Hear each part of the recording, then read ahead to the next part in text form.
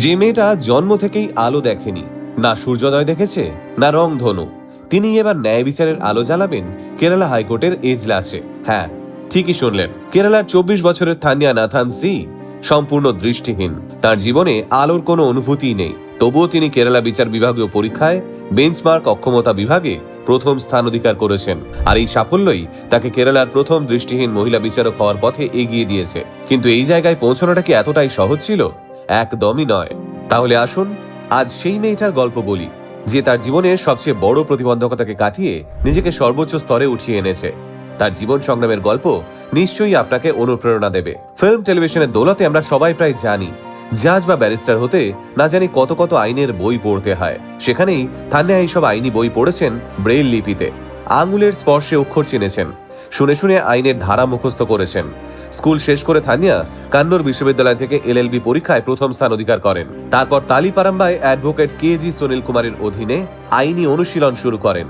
আদালতে দাঁড়িয়ে আর 5 জনের মতোই ব্রেইল লিপিতে লেখা নিজের নোটস থেকে সাবলীল যুক্তি দিয়েছেন।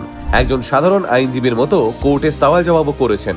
এক সাক্ষাৎকারে তিনি বলেছেন, ব্রেইল সিস্টেমে আইনের পড়াশোনায় কিছু লিমিটেশন থাকেই, কিন্তু এখনকার প্রযুক্তি তাদের মতো মানুষের পাশে সবসময় বন্ধু হয়ে দাঁড়িয়েছে।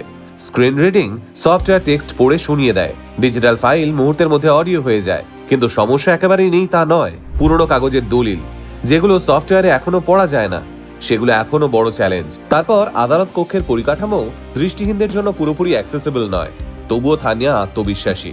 তার কথায় তিনি এইসব চ্যালেঞ্জকে অবশ্যই অতিক্রম করবেন। এই আত্মবিশ্বাসটাই তাকে আলাদা করে, কারণ একটা সময় পর্যন্ত দৃষ্টিহীন প্রার্থীদের বিচার বিভাগীয় পরিষেবার জন্য অযোগ্য বলেই ধরা হতো।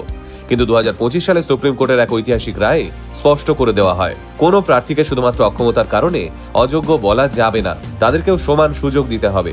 সেই রায়ই থানিয়ার মতো প্রার্থীদের সামনে দরজা খুলে দেয়। তিনি নিজেই স্বীকার করেছেন, তার সিনিয়ররা তাকে উৎসাহ দিয়েছেন, আর সুপ্রিম কোর্টের এই যুগান্তকারী রায় তাকে শক্ত ভিত দিয়েছে। আজ কেরালায় কোনো দৃষ্টিহীন বিচারক নেই, তাই তার নিয়োগ শুধু ব্যক্তিগত সাফল্য নয়, বিচার ব্যবস্থার সামনে এক নতুন প্রশ্নও তুলে দিয়েছে। আমাদের আদালতগুলো কি সত্যিই সবার জন্য সমানভাবে তৈরি? ডায়াস, চেম্বার, অফিস সব কি ভিন্নভাবে সক্ষম মানুষের জন্য উপযোগী? থানিয়ার সাফল্য এই প্রশ্নগুলোই সামনে এনে দিয়েছে। কিন্তু তার গল্প শুধু আইনি সাফল্যের নয়, এটা মানসিক শক্তির গল্প। যে মেয়ে কোনোদিন সূর্যের আলো দেখেনি, সে আজ সমাজে ন্যায় বিচারের আলো জ্বালাতে চলেছে। যে কখনো নিজের ছায়াও দেখেনি, সে আজ সমাজের অন্ধকার কাটানোর দায়িত্ব নিতে প্রস্তুত। তিনি প্রমাণ করেছেন, দৃষ্টি চোখে নয়, দৃষ্টি বিশ্বাসে। আমরা অনেক সময় ছোট ছোট বাধায় ভেঙে পড়ি, একটু ব্যর্থ হলেই ধরে নি আর পারবো না। কিন্তু থানিয়া কখনো বলেননি, আমি চোখে দেখি না, আমি কি পারবো। বরং তিনি প্রমাণ করেছেন, সীমাবদ্ধতা মানে থেমে যাওয়া নয়, বরং সেটাই শক্তিতে পরিণত করা যায়। এই গল্পটা হয়তো শুধু একজন দৃষ্টিহীন মেয়ের নয়, এই গল্প সেই মেয়েদের গল্প যাদের বারবার বলা হয়েছে তুমি পারবে না। এটা সেই পরিবারগুলোর গল্প যারা নিজেদের সন্তানের স্বপ্নে বিশ্বাস করেছে। এটা সেই শিক্ষকদের গল্প যারা সঠিক সময়ে উৎসাহ দিয়েছেন। আজ থানিয়া নাথান সি আমাদের শিখিয়ে দিলেন, অন্ধকার মানেই শেষ নয়, অন্ধকার মানেই নতুন আলো খোঁজার শুরু।